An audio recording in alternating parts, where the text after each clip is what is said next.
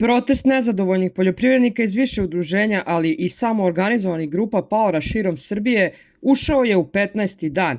Evo gde su za danas 26. februar planirane blokade i u kojim terminima. Udruženje poljoprivrednika Šajkača, Čačak, Mrčajevci 24 časa, Ibarska magistrala, Kočovića raskrsnica Bresnica od 11 do daljnjeg, put Kragujevac-Kraljevo i put Kragujevac-Čačak, Vujetinci, Obrovica izvor od 12 časova. Udruženje proizvođača mleka Šumadije i Pomoravlja, Mrčajevci 24 časa, Ibarska magistrala, Konarevo, Janok, Ibarska magistrala od 11 do 30, od 11 do 13 časova, Zaklopača, Kraljevo, kružni tok od 12 do 16, Vitanovac, Kraljevo, kružni tok od 12 do 16 časova. Udruženje Naše mleko, Bogatić centar 24 časa, Bogatić druga lokacija, put Sremska Mitrovica, Bogatić, Klenje, Badovinci, Salaš, Crnobarski, Banovo Polje, Ravnje. Udruženje za spas i opstanak stočara Zapadne Srbije, Zavlaka od 0 do 24 časa, raskrsnica Šabac-Loznica od 10 do 16 časova, raskrsnica Valjevo Bela Crkva od 10 do 16 časova, Novo selo magistralni put Loznica-Šabac od 10 do 16 časova. Udruženje povrtara iz Zablaće, Čačak, Slatina, Stari put Čačak-Kraljevo od 10 do 12 časova. Udruženje Stig Požarevac, regionalni put Požarevac-Majdanpek od 10 do 12 časova i od 13 do 15 časova. Požarevac-Kladovo od 10 do 12 časova i od 13 do 15 časova. Inicijativa za opstanak poljoprivrednika izlazi na sledećim lokacijama od 10 časova. Kisač, Kumane, Ruma, Nova Crnja, Krčedin, Čelarevo, Bašajec, Stara Pazova, Padina, Vlajkovac, Tovarište, Vilovo, Bački Petrovac, Bešanovo, ulaz u selo od 12 do 16, Kuzmin od 11 do 16 časova. Udruženje poljoprivrednika opštine Srbobran, centar Srbobrana, raskrsnica, putni pravac, Novi Sad, Subotica od 10 do 14 časova. Udruženje poljoprivrednika Aradac, magistralni put Zrenjanin, Novi Sad kod mesta Aradac od 10 do 14 časova. Savez Banata, magistralni put Beograd-Zrenjanin kod Čente od 10 do 15 časova. Put Zrenjanin-Žitište u mestu Klek od 10 do 15 časova. Udruženje poljoprivrednika Banatska Crnica, magistralni put M7 od 10 časova. Udruženje Severni Banat Kikinda, punkt na izlazu iz Kikinde, put Kikinda-Zrenjanin. Udruženje Novoseljanski paori, magistralni put Beograd-Pančevo, Temišvar od 12 časova. Blokade u Gruži i Valjevu. Grupe nezadovoljnih poljoprivrednika blokiraće puteve na sledećim lokacijama. Lunovo selo Užice od 0 do 24, Bare magistralni put kod Kragujevac, Gornji Milanovac od 0 do 24 časa, Cerovac 0 do 24 časa, Takovo put Takovo Gornji Milanovac od 10 do 14 časova, Gruža centar od 10 do 12 časova, Mali Zvornik Gornja Sabanta od 11 do 18 časova, Valjevo Pričević skretanje za Tupance od 13 časova, Susek raskrsnica Novi Sad Sremska Mitrovica granica sa Hrvatskom od 10 do 15 časova, Vladimirci kod restorana Domovina od 12 časova, Smederevska Palanka centar od 11 do 16 časova, Drenovac Šabac put Šabac Mačvanska Mitrovica, Mladenovac Drapšin put za Beograd od 12 časova, Resnik Kragujevac izlazak na Račanski put od 12 do 24. Ministar poljoprivrede, šumarstva i vodoprivrede Dragan Glamočić održao je juče online konsultacije s predstavnicima Evropske komisije na temu potencijalnog uvođenja prelevmana, zaštitnih taksi na mleko i mlečne proizvode, a povodom aktuelne situacije na tržištu mleka. Predložene zaštitne mere, naglasio je ministar, neće imati opšti karakter, već će biti strogo ciljene na one proizvode za koje je utvrđeno da na tržište Srbije dolaze u povećanim količinama u odnosu na isti period prošle godine i po cenama koje su ispod minimalne ekonomske cene proizvodnje, što se pre svega odnosi na polutvrde sirove kao i na mleko u prahu. Kako je saopšteno iz Ministarstva poljoprivrede, nakon dodatne razmene podataka i njihove analize, Srbija i Evropska komisija nastavit će razgovore u cilju pronalaska najboljeg rešenja. Situacija između poljoprivrednika i Ministarstva poljoprivrede sve je napetije i sve dalje od rešenja. Dok poljoprivrednici već 2 nedelje blokiraju puteve i radikalizuju svoje proteste tražeći privremenu zabranu uvoza poljoprivrednih proizvoda, ministar Glamočić poručuje da to nije moguće, ali ih poziva na dijalog, dok ih istovremeno optužuje da manipulišu, vređa i ponižava na tim istim sastancima. Protest poljoprivrednika juče je radikalizovan, a ta radikalizacija delom je izazvana izjavama ministra poljoprivrede Glamočića. Ministarstvo je pre 2 večeri, kako bi ublažilo radikalizaciju protesta, pozvalo poljoprivredna udruženja koja su na ulicama da dođu na sastanak u vladu Srbije. Međutim, sva udruženja su to odbila, pa je Glamočić održao govor za medije, u kom je bilo svačega.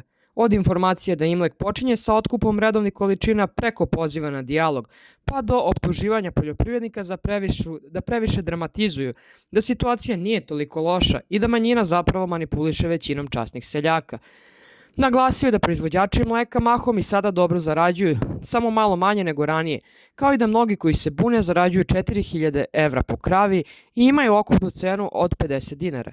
Glamočić je najavio i da će jedan trgovinski lanac otkupiti deo viškova sa tržišta i prodati ih po akcijskim cenama. Dakle, prema ovim i ranijim najavama određene mere će biti sprovođene koje bi mogle da ublaže trenutnu situaciju, ali neće biti zabrane uvoza, naglasio je Glamočić. Sa druge strane, dok je ministar držao svoj govor, blokade su postavljene na putevima širom Srbije, na oko 50 različitih lokacija. Neke samo na po nekoliko sati, ali neke i na 24 časa. Međutim, ukoliko do razrešenja problema ne dođe, najavljuju se totalne obustave. Zlatko Kokanović iz Udruženja za spas i opstanak stočara Zapadne Srbije rekao je da su u njihovom kraju blokade na 3 lokacije.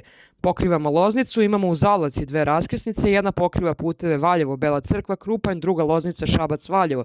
I treća lokacija u Novom Sadu na Šabačkom starom putu. Šabac ima i do 50 lokacija na teritoriji cele zemlje gde su blokade.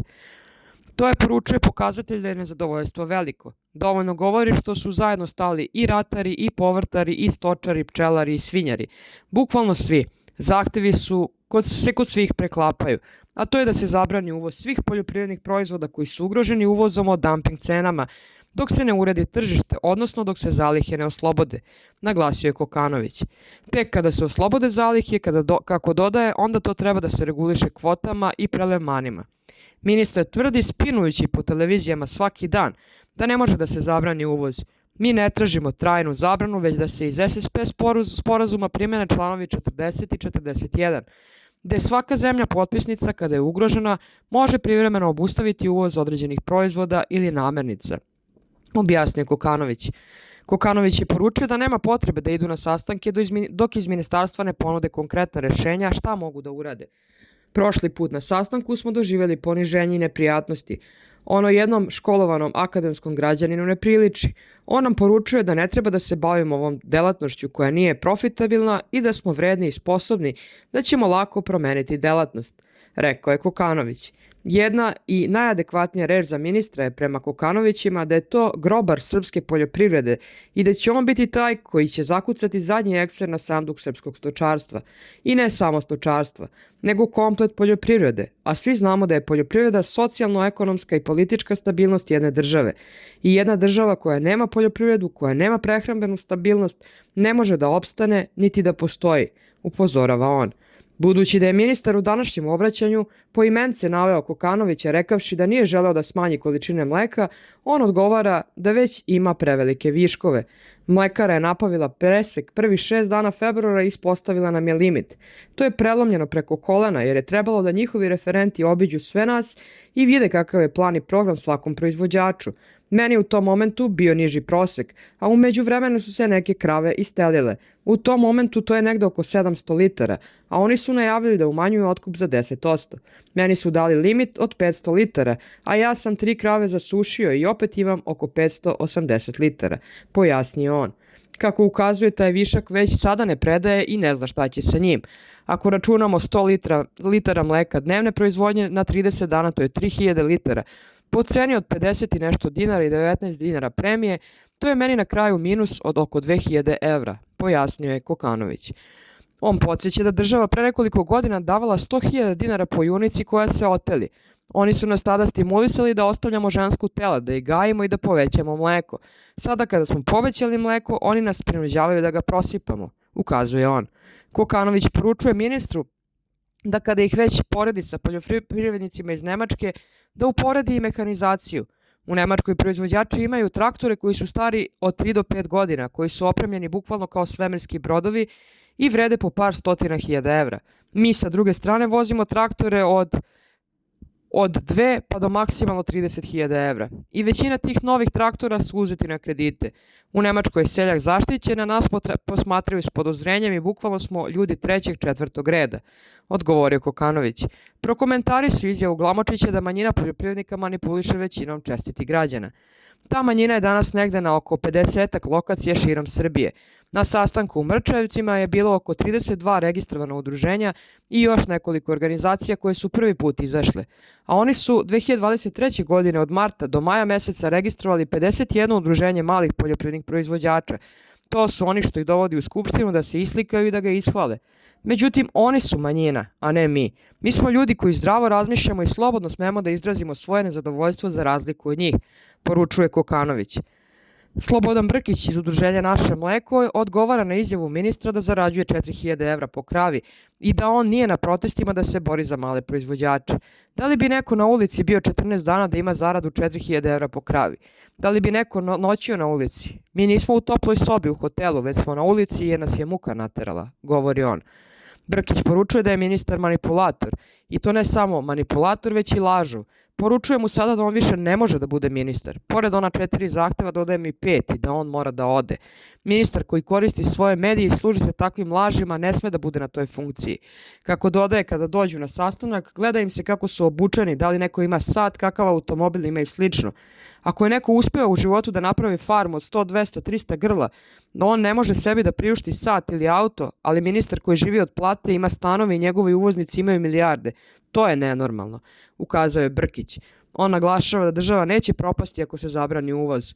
Država će propasti zbog takvih lopova i oni koji sede sa njima i zbog uvozničkog lobija koji zarađuje na uvozu, a ne zanima ih naš primarni proizvođač. Oni se ponašaju kao paraziti, ministarstvo nam ne treba tako treba ih raspustiti i ministar i njegovi ljudi moraju da odgovaraju za ovo. Protesti i blokada će biti još jačeg intenziteta.